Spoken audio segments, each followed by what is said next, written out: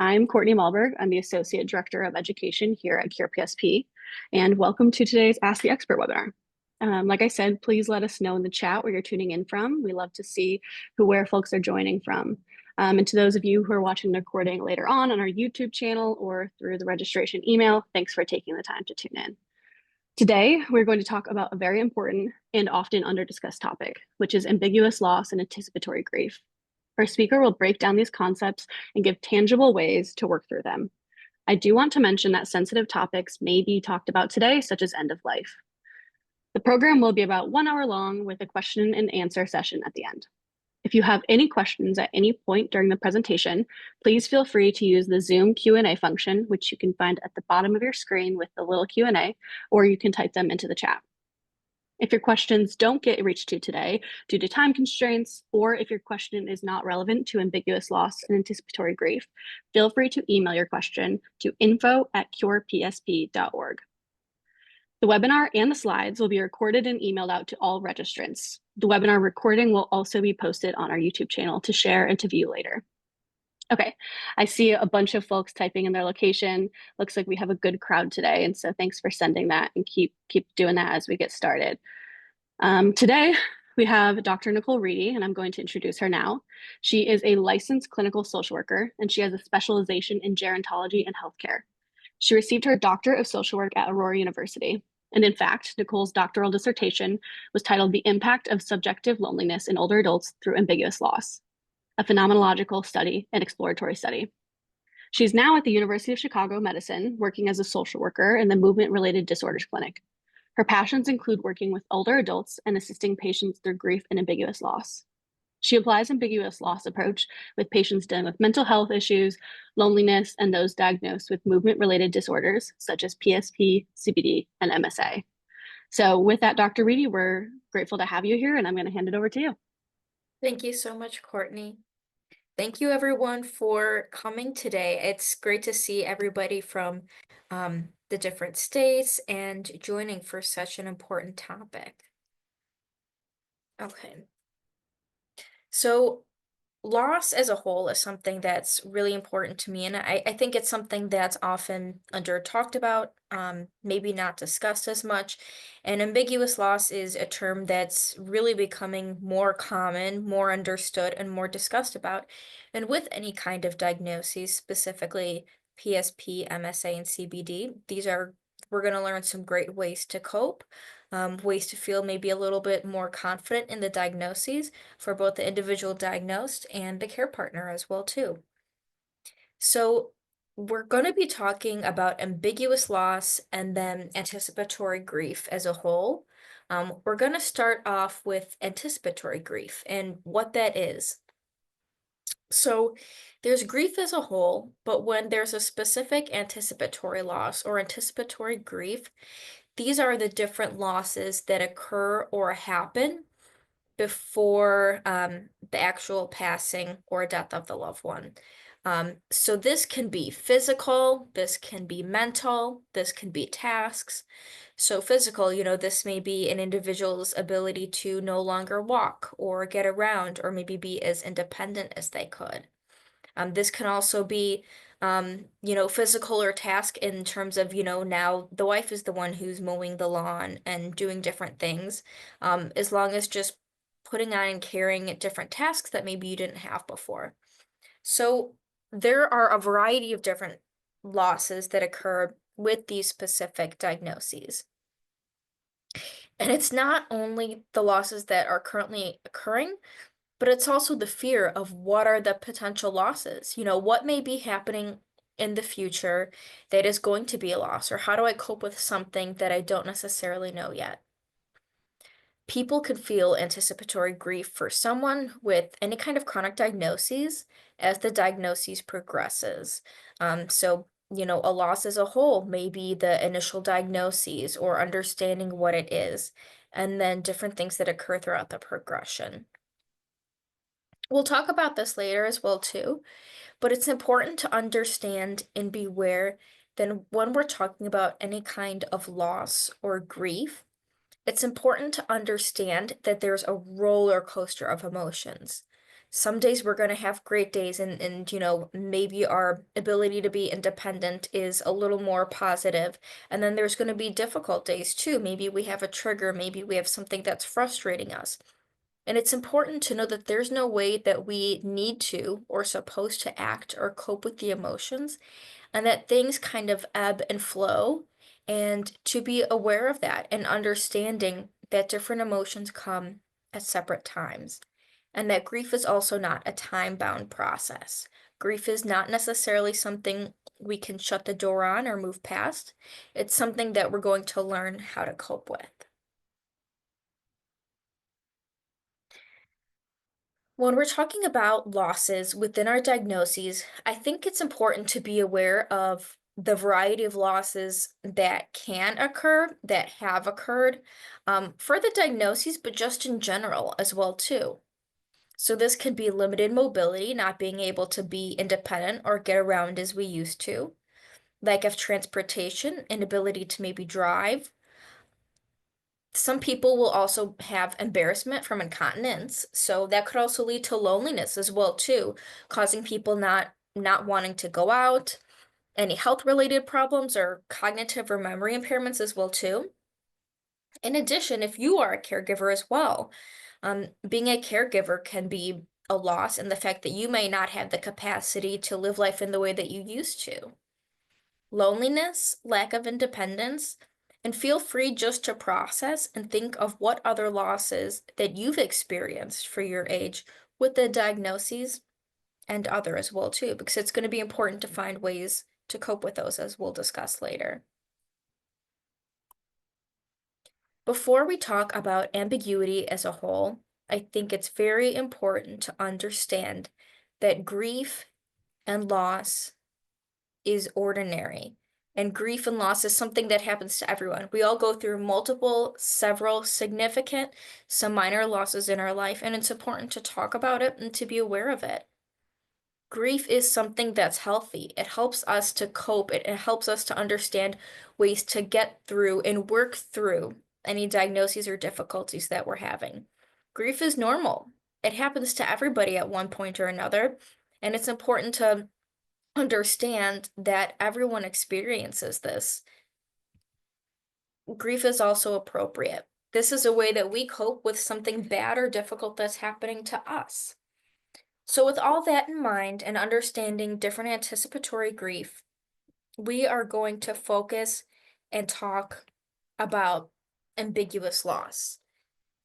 So with ambiguous loss and any kind of diagnoses, including the anticipatory grief, the ambiguity is essentially, how do we cope with the situation when maybe we don't have the answers or we don't know what's going to happen in the future?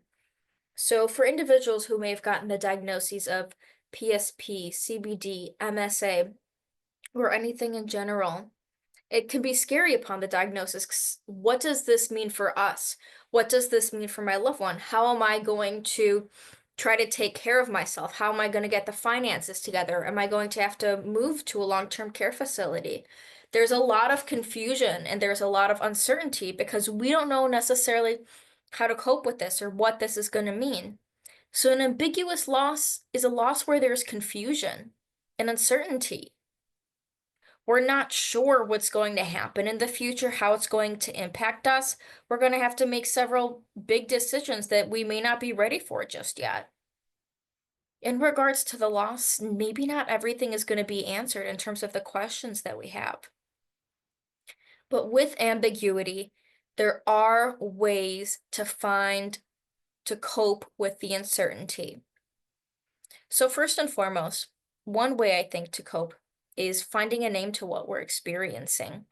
So that includes labeling and understanding your loss as an ambiguous loss. If there's any kind of loss that you're going through that where there's confusion, uncertainty, maybe we don't feel prepared, that is something that is ambiguous.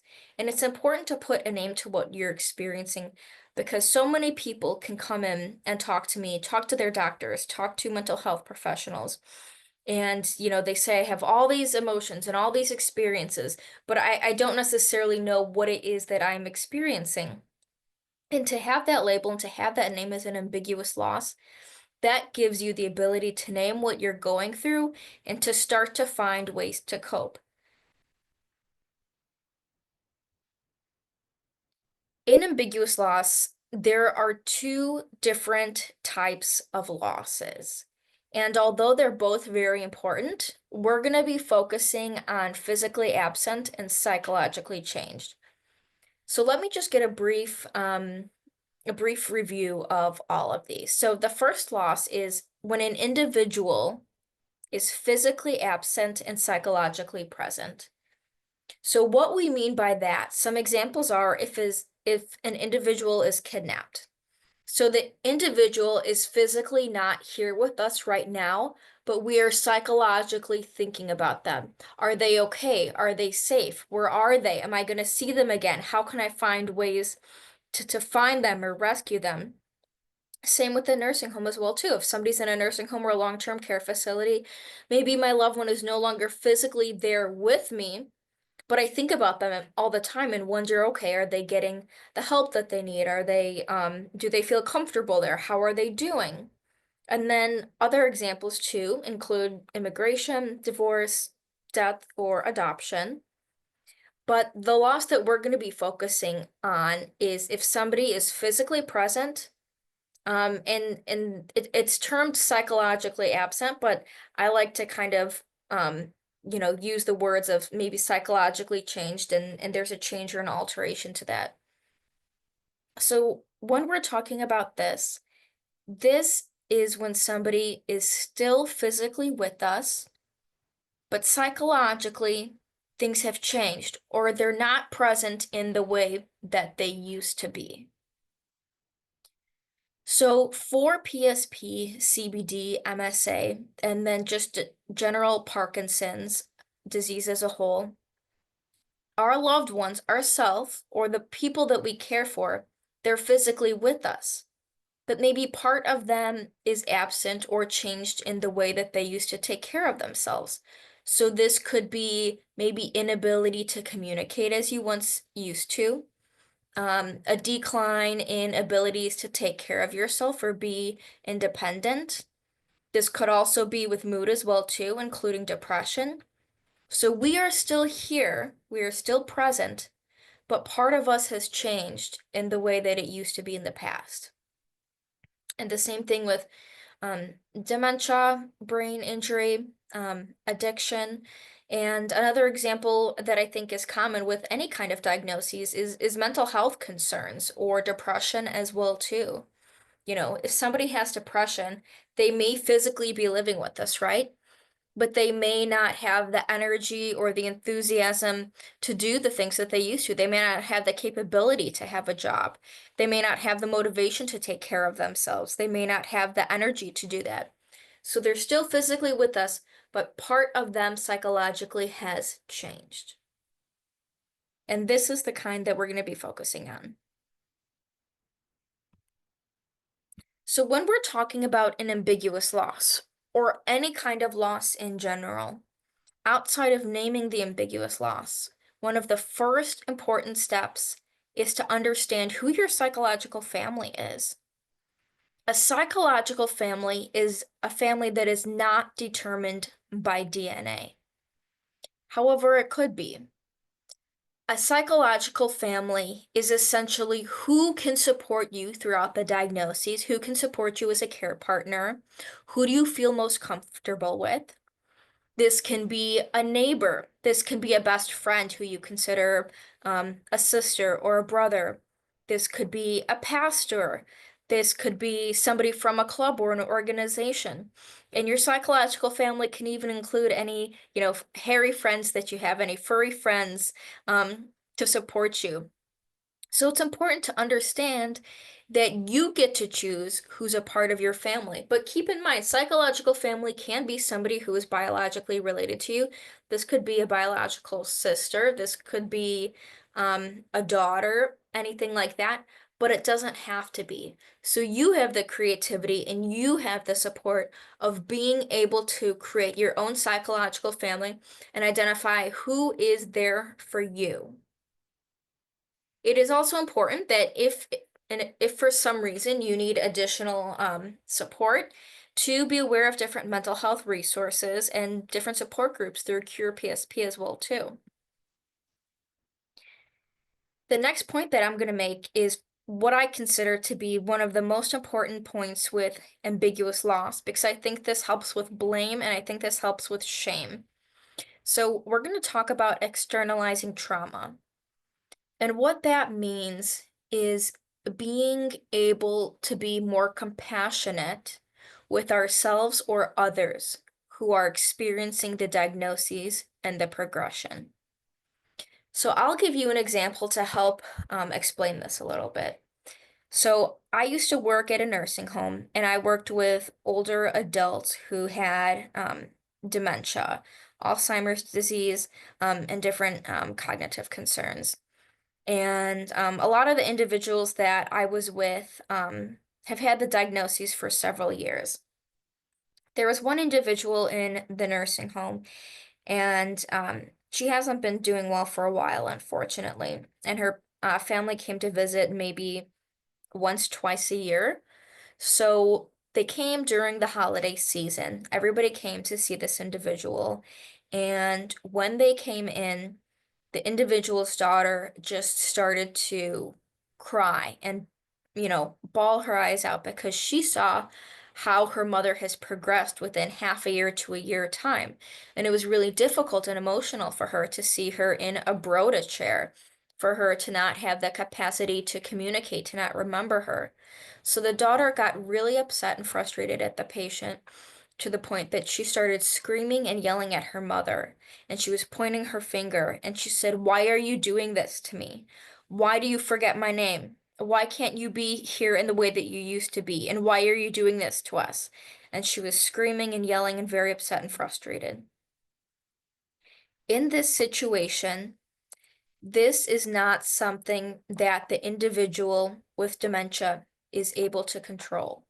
This is not something that she's willingly waking up in the morning and saying, "I'm going to be forgetful," or "I'm going to have these kinds of issues with mobility today." This is not something that's within her control. That is the dementia that's to blame. And these are things that she continues to struggle with. And it's important to understand that when there is a side effect of the diagnosis, so even think about the different side effects that you have for yourself with PSP, MSA, and CBD, to think of those and understand that this is not something I'm doing inherently or purposely. This is something that's outside of my control. And this is the diagnoses. This is the Parkinson's disease. This is the effect of the PSP. So being able to understand that separates the person from the diagnoses and helps to create some empathy as well too. I've worked with also individuals who are care partners for individuals with Parkinson's, and hearing that, they say, "Oh my gosh, I feel so much more relief now because I used to be really mad and frustrated at my spouse and get so angry at them.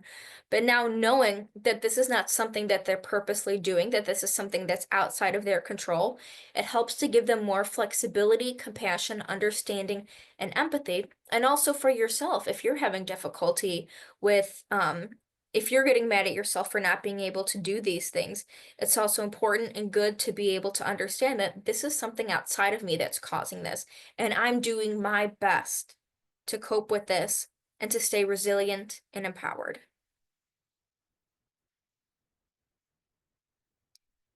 So once we have our psychological family and we're able to understand that this is part of us, but this is something that, is externally blamed, when we talk about loss, we need to understand what are the cultural views on loss and grief, and how do these cultural ideas impact the ways that we cope with our loss.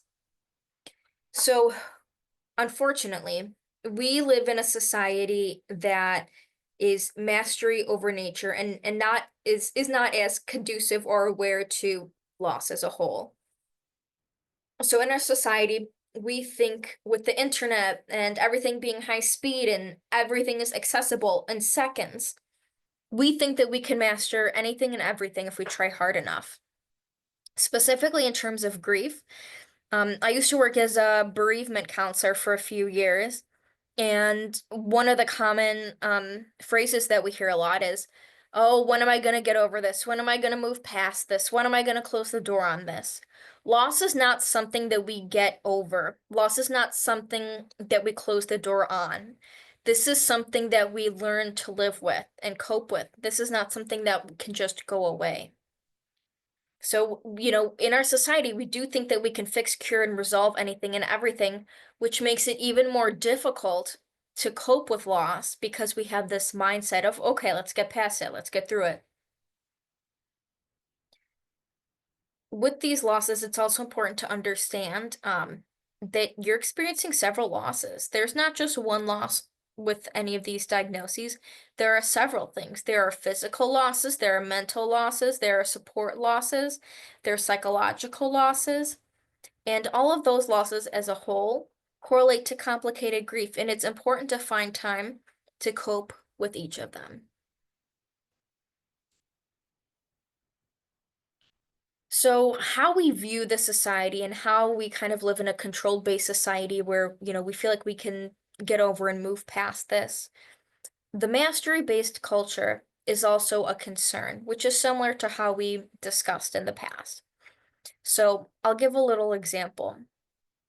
So, let's say I'm looking for a new wheelchair or a new wheelchair or a new scooter or something like that for the diagnoses. And I'm looking on Amazon and I find the one that's perfect, the one that's most accessible, the one that can help me to get around. Now I'm checking out and I have a big decision to make. I can either choose to get this in 3 days and wait. I can maybe get it tomorrow, or I can get it today and have it be as convenient as possible to me. So when I'm checking out, I want it as soon as possible, and I'm going to get it today, and it's going to be very convenient. This is a way of how our society loves control, and we love certainty. We want to know what we're going to get, when we're going to get it, at what time. And this is something that unfortunately doesn't help us in terms of coping with grief and loss, because this is something that is very outside of our control. Society also has high expectations in grief. So in the workforce in general, typically if somebody does have any kind of a loss, you typically will get 3 days bereavement, right? So that is society, and that is workforce kind of sharing and saying that, we have 3 days to grieve. We have 3 days to take care of the services. We have 3 days to do the end of life documents. And by the end of those 3 days, we need to come back on the fourth day and be just as empathetic and productive as we were before.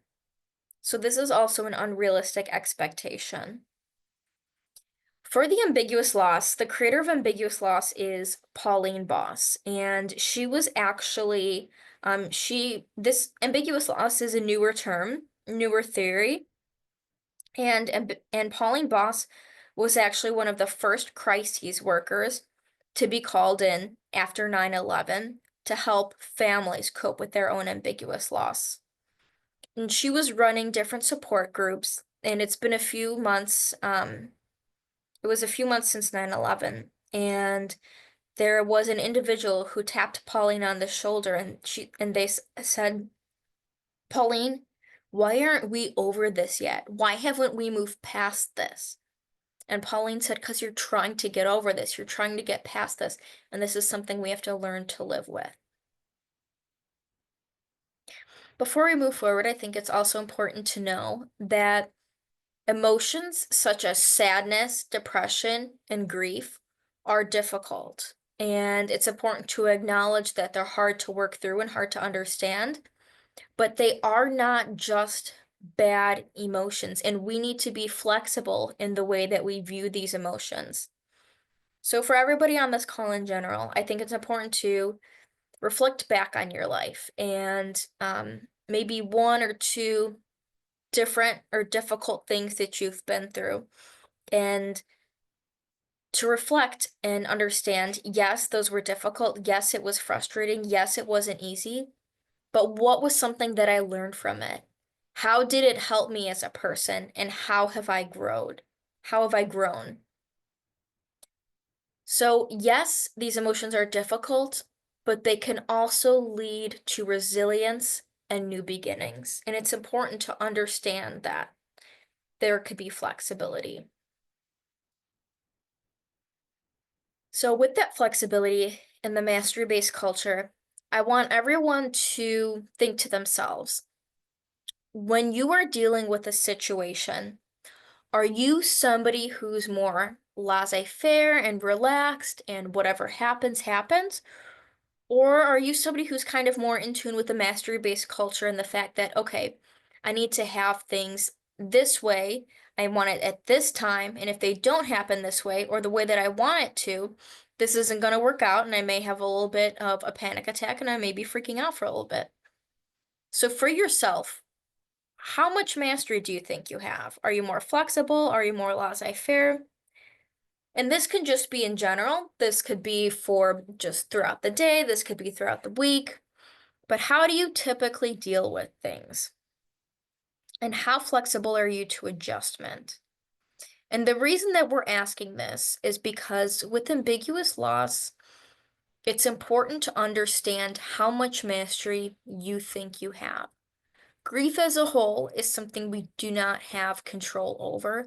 So if somebody is more control focused and control based in their life, this individual may have more difficulties coping with the different things that happen, including loss, including changes, including having to adapt. So just reflect internally which one you feel like you're more like. And it's important to find ways we're going to discuss shortly for how do we increase our flexibility throughout our day and throughout our life. Because somebody who's going to be more relaxed and go with the flow is going to have an easier or more understanding time of coping with these different loss and griefs. So with um with mastery-based culture and ambiguous loss as a whole, we do talk about how people in society want to have different mastery and understanding and reflect on how we unfortunately won't have that mastery. But a paradox is we want to be able to master our inability to have mastery. So, yes, we are talking very well about how we're not going to have mastery and we're not going to have control, but we want to find ways to feel comfortable and confident in our ability to not have that mastery. And ways that we can do that is searching for healthy control. So, even with the diagnoses or as a care partner, what can you do specifically that increases healthy control? So, is that maybe making a strawberry banana smoothie every morning? Is that maybe starting your morning with a meditation or a prayer? Or before going to bed, doing yoga? Or even having a family or friend game night once a month? What's something that you can do so that you feel you have increased control and comfortable and confidence in your life in the different routines? In ambiguous loss, we talk a lot about how somebody is physically here, somebody is physically present, but maybe parts of them are no longer as present as the way that they used to be. So psychologically absent or things have changed. So we have to be flexible in the way that we view these losses and the diagnoses. And it's important to understand that both absence and presence do coexist. So although things have maybe changed or things are altered, how can we appreciate what is still there? My loved one may no longer be able to walk, to be independent, but they are joking and laughing all the time, or they really enjoy doing research on different coins and different things and selling coins and stuff like that. So what is part of them that you still love? What is part of them that's still there, and how can you appreciate that and honor that? Yes, ambiguous loss is difficult. It's not easy to overcome or to work through, but there are positives within it. So how have you grown throughout the diagnoses and losses? How do you view your diagnoses and losses that have occurred? As mentioned a variety of times already, it's important to find ways to increase flexibility. Perfection can create tension, and flexibility creates receptivity. Having an hour and by hour schedule, needing things to be perfect or the way that we want to, is something that is unachievable expectation that we're putting on ourselves, and it can correlate to more stress and be less beneficial. However, if we find ways to be more go with the flow or laissez-faire, this can help people to understand that things do happen that's outside of our control and finding ways to cope with this. With ambiguous loss, we as a whole are finding ways to be resilient. We are all resilient in our own ways, and it's important to find ways to increase resilience with our loss. So resilience is the ability to persevere and keep going despite adversity. So how Pauline Boss talks about resilience is she shares that, let's picture you know, um, that there's a wood bridge or that there's like a steel hanging bridge, over some water, over a pond, and there's some kind of intense thunderstorm, and there's hail, and the wind is going, and the bridge is going back and forth, and the cars are still going, and they're still on it. But regardless of what's happening with the storm and regardless of what's happening with the weather, the bridge is still confident and it's still using its purpose and it still has the capacity to persevere. So that is an example of what resilience can look like. And when there's a stressor or a diagnosis, where as of right now there's no cure or solution, we need to find ways that we can build enough resilience to live with this ambiguity. So here are a few suggestions for coping. One of the most important ones, as we're talking about loss, as we're talking about grief, as we're talking about difficulty, is find ways to cope with emotions. And this means finding healthy and adaptable ways to express what we're experiencing, whether that's anger, depression, frustration, confusion. So emotion-focused ways, this can be crying. You can, maybe have some time to yourself, talk to a family member, a friend, somebody who's in your psychological family, or a mental health counselor as well too. Maybe also having some time to yourself to journal what you're going through, how this is impacting you, the progression of what you're experiencing. Or also being able to recognize that counseling may be an option as well too. Speaking to somebody one-on-one for yourself, for caregiver support, to increase resilience.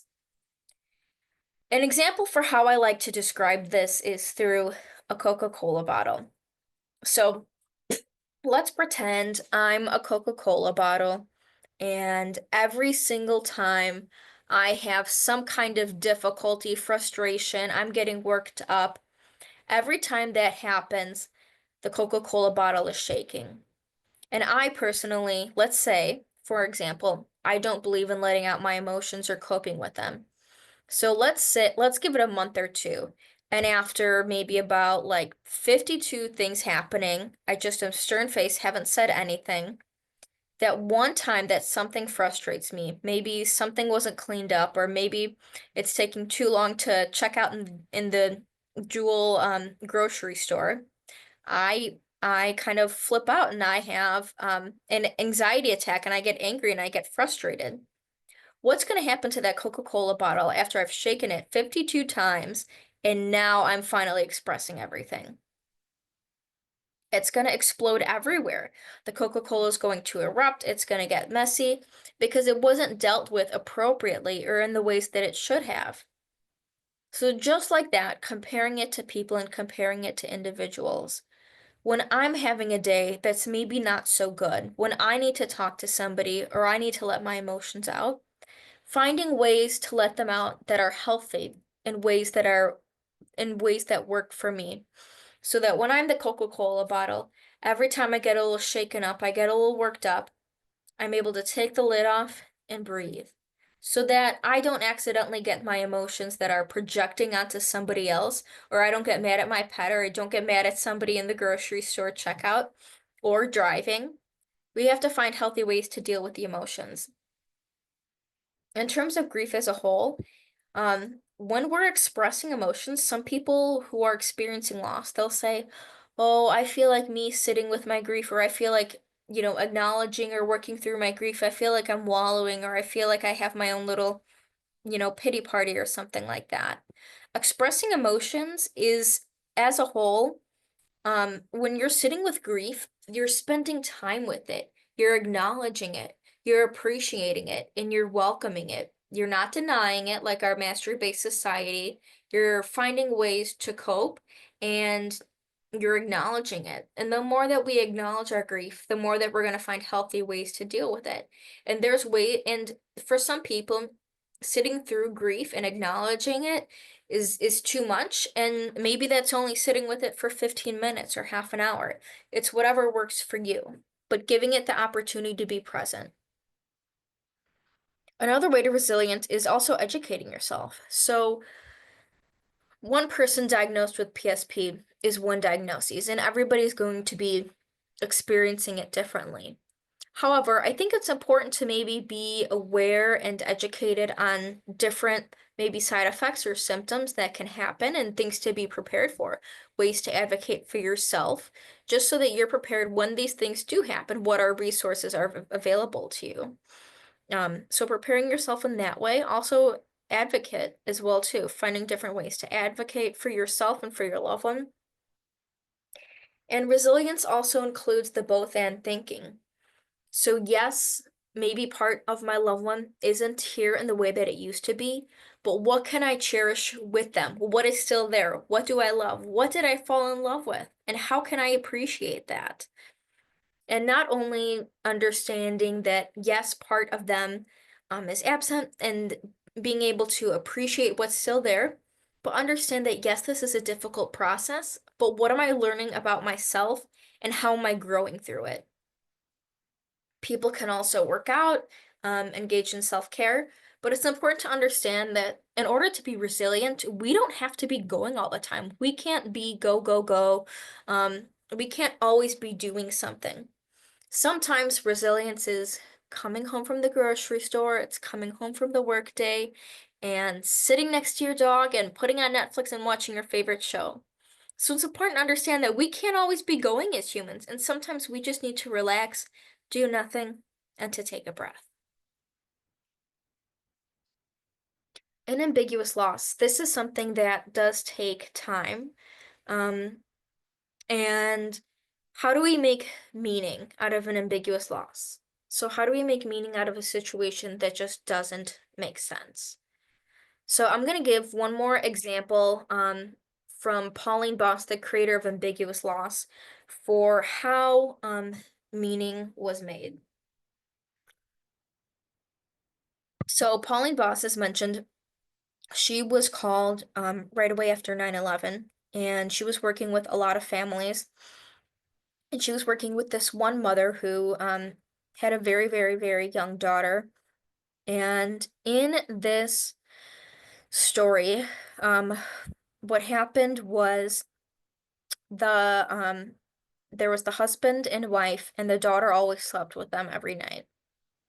And they wake up one morning, and the husband is an hour late to work. And the wife is freaking out, and she's like, "What are you doing? You're supposed to be at work. You're always there. You wake up at 6 o'clock. I don't know what's going on." So she rushed him out, got him ready, so that he was able to be work as soon as possible, so that he wasn't going to be late. And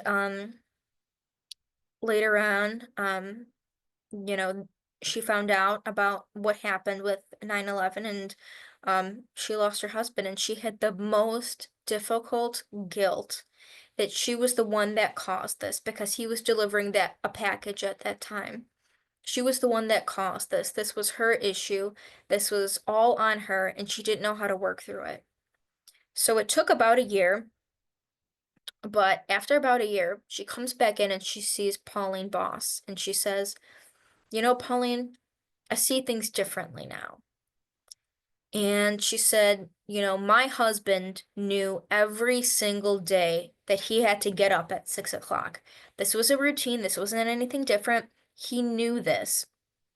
But he decided that on that day, he wanted to spend one more hour with me and my daughter to show his love and to be there for us. And that's how I make meaning out of this situation." So this is an example of ways to make meaning, and it takes time. It's not a quick process. And it's important to look at norms. Can you make meaning through religion or culture or any values that you have? And it's important to reflect on, um, throughout your diagnoses and or you as the care partner, how have you made meaning? How have you made meaning throughout this loss? And what are ways that you can continue to make meaning? Another way to stay resilient is through hope.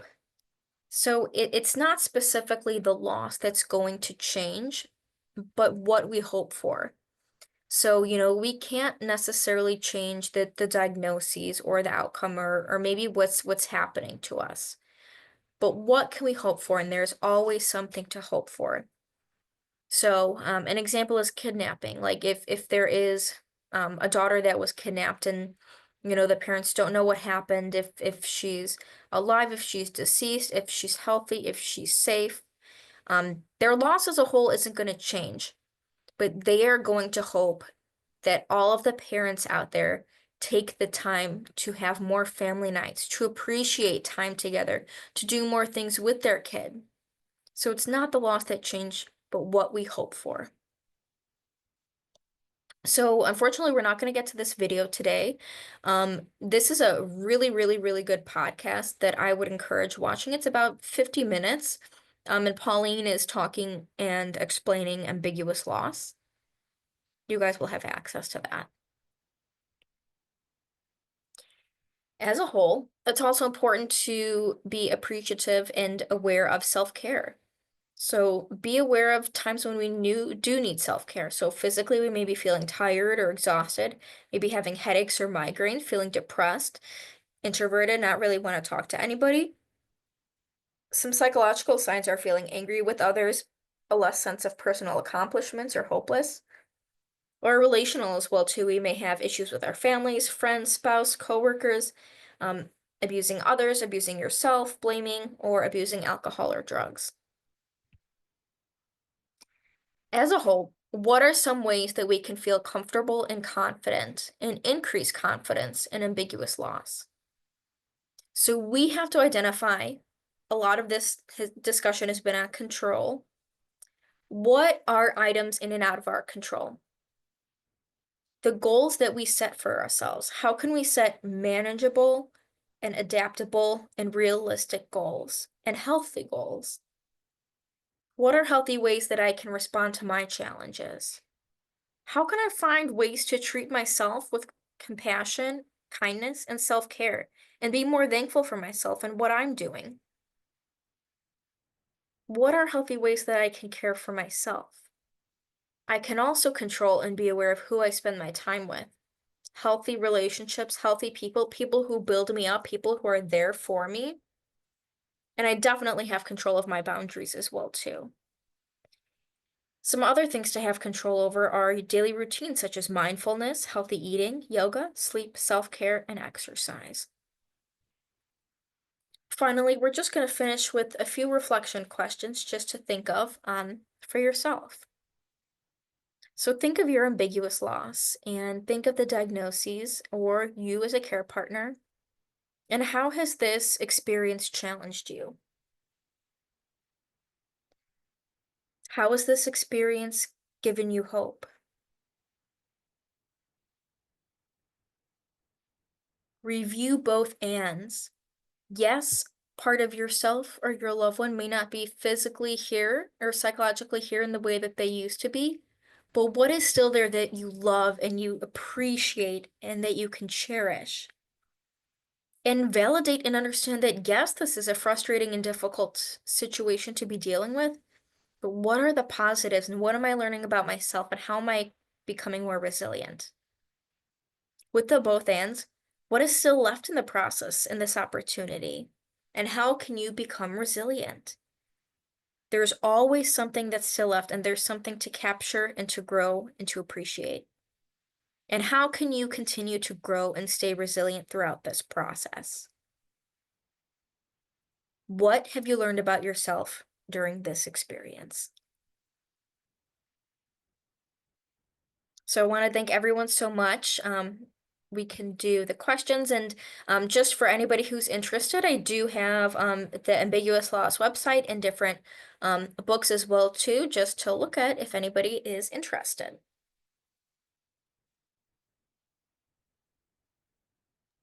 Fantastic. Thank you, Nicole. That was amazing. And I think a great conversation beginner for folks at home and with their family and friends. So with that, I'm going to lead into some questions that were asked on registration and also that came in through the Q&A function. Going off of my comment about communicating with family and friends, do you have recommendations on how people can leave this webinar and discuss with their family, friends, the person with a diagnosis or vice versa, the care partner, what these two concepts are and how they can incorporate them into their life?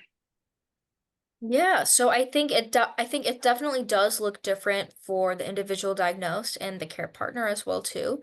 I think some of these terms, there's so many different ways to apply this, and I think, like you guys said, you will have the recording, so potentially showing them this.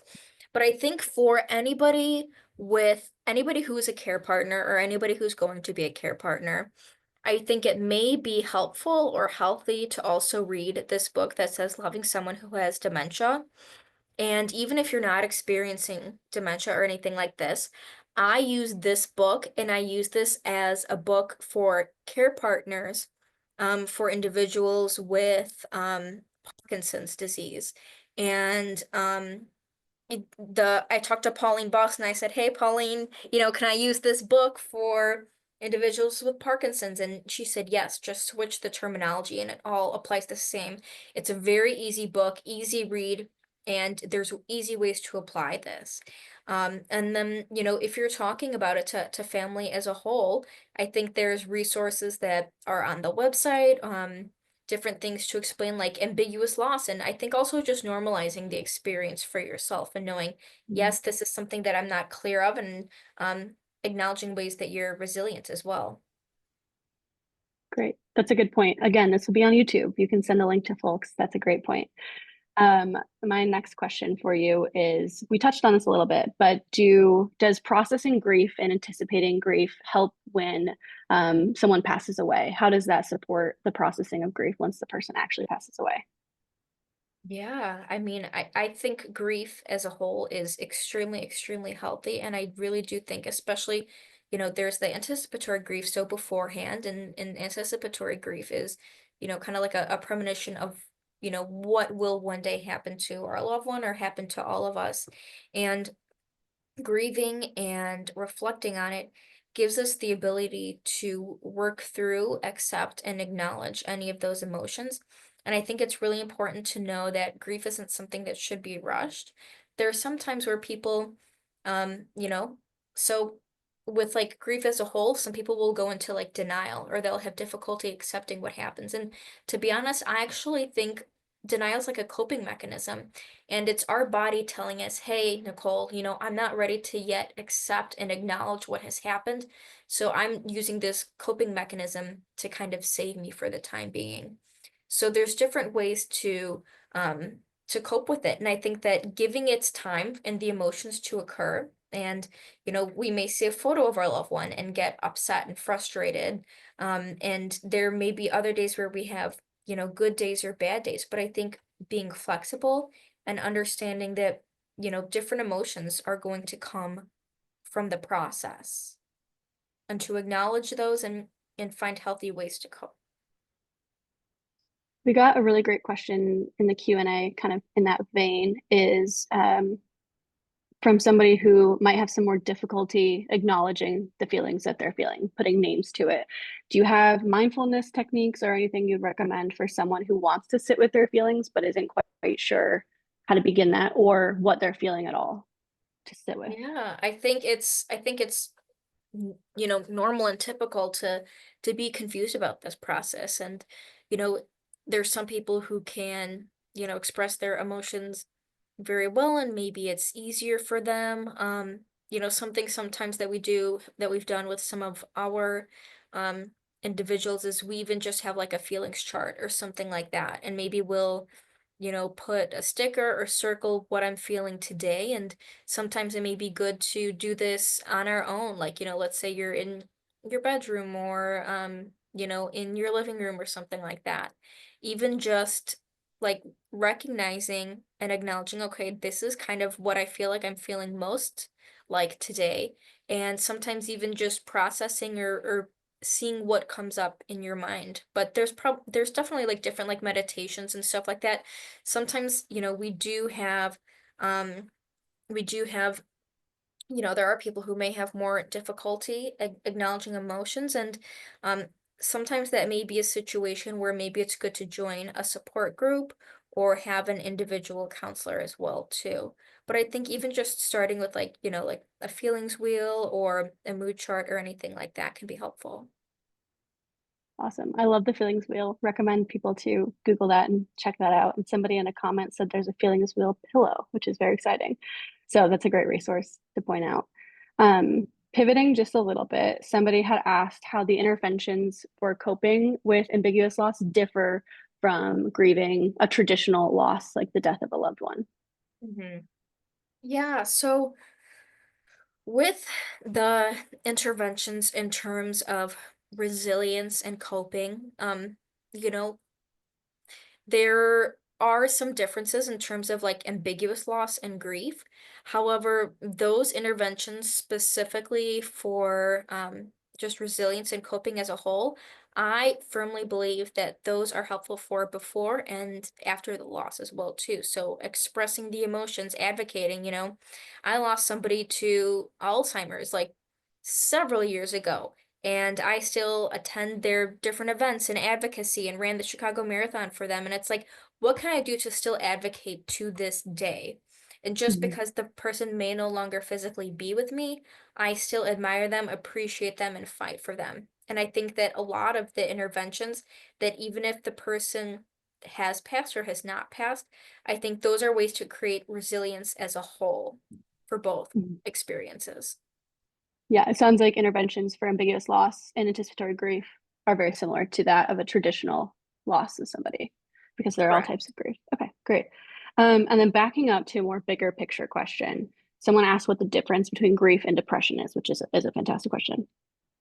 Yeah, I think that with grief and depression, I think a lot of times those can get intertwined, and I think sometimes it can be confusing. And also a lot of times people will say, well, what's the difference between sadness and depression as a whole? And depression is, something that's typically more for a variety of reasons. It may have somebody stay inside the house. They may not feel like they have the capacity or the ability to go outside. So there's different aspects that the person has to meet or experience in order to have a clinical diagnosis of depression. And with grief, how I see grief compared to depression is the emotions that somebody experiences with grief can mimic or be similar um to depression. And some people may have like depressive episodes, but within grief, the emotions that are experienced, um the weight of the emotions aren't as heavy throughout time. Depression is more of something that's continuous and not stopping. And with grief as a whole, like the emotions, after the passing, it will be intense and it will be hard and it will be difficult. But within time, the weight of them kind of lift a little bit, or it feels different, where depression is more chronic, continuous. Got it. And is it fair to say that depression can be part of grief, but like it's not, they're kind of, it's like a circle within a circle almost rather than the being the different things altogether? Yeah, Is that depression, question makes I sense? mean, it can Okay. definitely be a part of grief and like, just as a whole, there can be losses that are unexpected with, car crashes and stuff like that. So, people can also experience like, complicated grief as well too. But it's more about the continuum and, kind of Mhm. significant emotions in the beginning are normal and typical. But, if this is something that we're experiencing, several years down the road, that may be something to check out. Good point. And then we received a question in the Q&A, but also received quite a few of these in the registration is about guilt, specifically care partner guilt. And that encompasses blaming themselves for the diagnosis or the treatment of the person with the diagnosis, but also being healthy and watching their loved one kind of progress along the continuum. I know that's not about ambiguous loss or grief, but I'm curious if you have anything to say on guilt, since that's a very popular question today. Yeah, so for guilt with the care partner, do you mean kind of like they feel bad about themselves or they feel bad that the individual can't do what they used to be able to do? It seems to be a continuum. I think guilt, it could be like they're viewing themselves as healthy and able to do all the things. They can play with the grandkids, they can go on hikes, but their loved one can no longer do those things. And on the other end of the spectrum, people are dealing with guilt that maybe they could be doing more, that they aren't doing enough, that they're, you know, making, not doing a well enough job. So I think just guilt in general and kind of coping with that guilt along with all these other feelings. Yeah, I think guilt is without a doubt a huge emotion for care partners in different way. I think kind of going back a little bit to maybe like externalizing the blame a little bit, even if it's like for yourself or for the care partner, understanding that, you know, this isn't something that was necessarily like a flipper of a switch or something like that. Like this diagnosis is not something that's in our control. And I think being able to understand that, and I think when I think of guilt, I oftentimes think of shame as well. Mhm. For anybody who hasn't heard of Brene Brown, I would really, really highly encourage looking at her different podcasts because she does talk a lot about shame. But something that I think is very, very important, we have a lot of care partners in my family, so I see it a lot, but I think it's very important to be compassionate to ourselves. I think sometimes we're our own worst critic and we could get mad at ourselves like, "Oh, Nicole, why didn't you do this?" or "Why didn't you do that?" Sometimes people have to tell me like, "Okay, let's take a pause. And what have you done that's great? What have you done that's been so helpful? And what have you done to help your loved one?" You're doing more than anybody else and you're your loved one's advocate. So I think being compassionate and giving ourselves a pat on the back or a hug or understanding that we're doing great and like that we're helping our loved one live the best quality of life that we can and appreciate how much we're doing for our loved one and for ourselves. Yeah. And this is such uncharted territory too, which Yeah. it's so hard to be hard on yourself when none of you have ever done this before. Okay. And thank you for the Brene Brown recommendation. For those on YouTube, that is Brene Brown. I also highly recommend. Okay, so that's all the questions we have. I mean, people, of course, feel free to email us at info@curepsp.org. Nicole's email will be in the slides that will be sent out and also was in the slide that we showed earlier. So if you have any specific questions for her, and of course, feel free to reach out to your healthcare professionals and ask questions if any of this rings true for you all.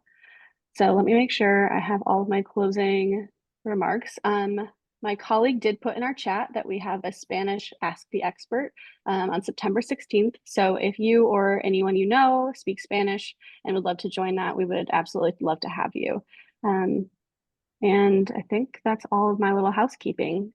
For now, thank you, Dr. Reidy. That was phenomenal. And I think that this has been a super valuable session based on just the chats that we're getting. And people are very thankful that you're approaching this so generously. So thank you so much for your Thank efforts you so today. much, Courtney, for having me. And it was so great to talk to everyone and feel free to reach out if you have any questions. But thank you so much for everything. It was Yes. great. All right. Thanks, everyone. Have a safe rest of your day. And we're grateful to have you here.